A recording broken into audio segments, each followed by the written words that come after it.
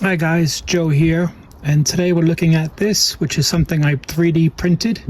It is a micro sewing kit. So just to give you an idea on the size, that's a pen. So you can see this would be perfect size for Altoid tins or any kind of tin really, because it is that small. So you can put your threads, maybe 3 different kinds of colors. So you can put Kevlar maybe, or micro or normal thread there. See that? And then on top here, in those 3D printed, it made some nice threads. See that?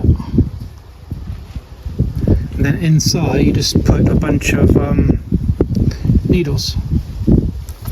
So I just thought that using my 3D printer for something bushcrafty, that might be a good idea. So again, threads work really well and super compact, and you can hear that little click. It's right in there. Let me know what you think in the comment section, guys. Again, this is the micro sewing kit.